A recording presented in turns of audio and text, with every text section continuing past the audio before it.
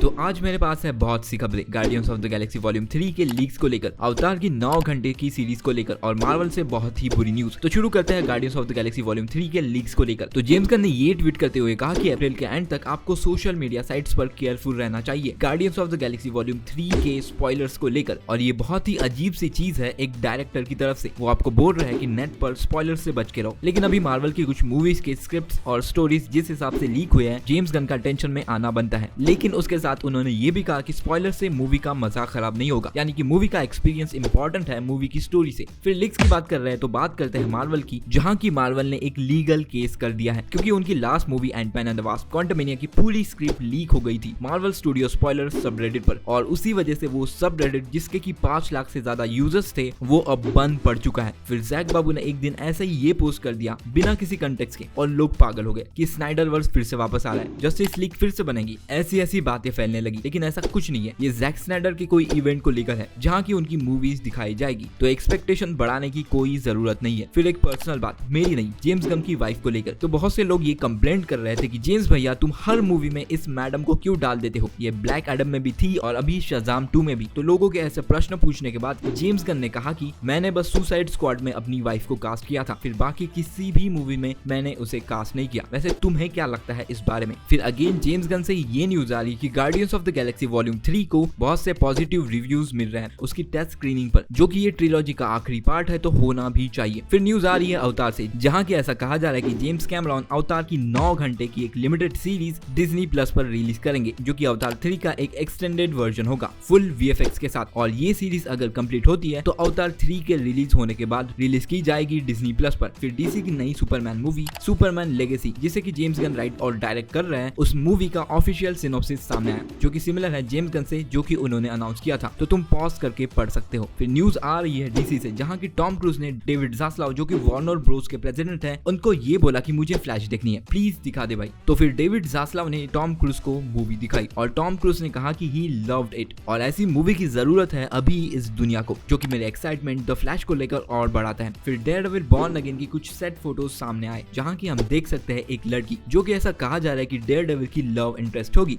भाई। मतलब पहले नेटफ्लिक्स में ये, फिर केरेन, फिर इलेक्ट्रा, अभी शी हल्क और अभी ये, भाई क्या हो तुम। फिर बात करते हैं मार्वल की तरफ से कुछ बैड न्यूज की, लेकिन उससे पहले कुछ गुड न्यूज। तो अभी अंदर की ये खबर आ रही है कि मार्वल एक सेंट्री के ऊपर स्पेशल प्रेजेंटेशन बना रहा है, जो कि मार्वल का सुपरमैन है। और इसके बारे में और जानना है तो ये वाला वीडियो देखो, जो कि थंडरबोल्ट के साथ ही शूट होगी, और थंडरबोल्ट्स का मेन विलन भी सेंट्री ही बताया जा रहा है। फिर और एक मेफिस्टो पर भी स्पेशल प्रेजेंटेशन आ सकता है, जो कि अगाथा कमेनॉफ की के साथ ही शूट होगा, और उसमें मेफिस्टो को प्ले करेंगे साशा बैरन कोहेन, जो कि बोलाट और डिक्टेटर जैसे मूवीज में दिख चुके हैं। तो ये हो गई गुड न्यूज। अभी बात करते हैं बैड न्यूज की, जो कि है कि मार्वल ने अपने आने वाले डिज्नी प्लस शोज को डिले कर दिया है, जिसमें की है एको, जो कि आने वाली थी पहले लेट 2023 में लेकिन अभी कमिंग सून, आयरन हार्ट जो कि पहले आने वाली थी फॉल 2023 में लेकिन अभी coming soon, Daredevil born again जो कि पहले आने वाली थी स्प्रिंग 2024 में लेकिन अभी कमिंग सून, फिर स्पाइडरमैन फ्रेशमैन ईयर जो कि आने वाली थी 2024 में लेकिन अभी कमिंग सून, जो कि बहुत बुरी न्यूज है। फिर न्यूज आ रही है एलिजाबेथ ओल्सन से, जिन्होंने की कहा कि स्कारलेट विच को एक रिडेम्पशन मिलना चाहिए एमसीयू में। लेकिन एलिजाबेथ मुझे ये बताओ, कमर ताज में इतने सारे लोगों को मारने के बाद, फिर प्रोफेसर एक्स का सर फाड़ने के बाद, फैंटास्टिक भाभी को विधवा करने के बाद और उनके बच्चों को अनाथ करने के बाद क्या तुम्हें रिडेम्पशन मिलना चाहिए?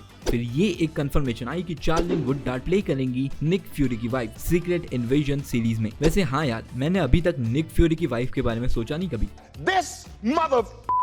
तो मैंने कुछ दिन पहले ये रूमर बताया था कि टॉम हॉलैंड का स्पाइडरमैन दिख सकता है स्पाइडरमैन अक्रॉस द स्पाइडरवर्स में। तो यही सवाल पूछा गया इस मूवी की प्रोड्यूसर एमी पास्कल से, और उन्होंने बड़ी चालाकी से ये कहा कि मुझे उसके बारे में कुछ पता नहीं, लेकिन मैं ये बता सकती हूँ कि टॉम हॉलैंड को ये मूवीज पसंद है। फिर इसी मूवी को लेकर एक स्टिल सामने आया, जहाँ की हम इंडियन स्पाइडरमैन को देख सकते हैं। फिर अपनी ज़ेंडाया भाभी ने ये कहा कि पीटर और एमजे की स्टोरी बहुत ही हार्ट ब्रेकिंग है, और उनको बस कुछ ही वीक्स मिले अपनी रिलेशनशिप स्पेंड करने को। जब पीटर ने एमजे को प्रपोज किया तो मिस्टीरियो मर गया, और फिर हुआ नो वे होम का कांड और एमजे सब भूल गई। फिर एवेंजर्स द कैंग डायनेस्टी के राइटर ने ये कहा कि दुनिया अब तक एवेंजर्स को को वर्कर्स की तरह देखती थी, लेकिन बाकी सुपर हीरोज की टीम जैसे कि द फैंटास्टिक फोर और एक्समैन एक फैमिली की तरह है। और जेफ लवनेस ने ये कहा कि एवेंजर्स कैंग डायनेस्टी में एवेंजर्स की टीम में ज्यादा पर्सनल रिलेशंस होंगे हीरोज के बीच और विलन्स के साथ भी। जब भैया तुमको जो रिलेशंस दिखाने हैं तुम दिखाओ, लेकिन क्वांटमेनिया जैसी स्टोरी मत लिखना। तो अगर आपको ये वीडियो पसंद आया हो तो लाइक करो और सब्सक्राइब करो।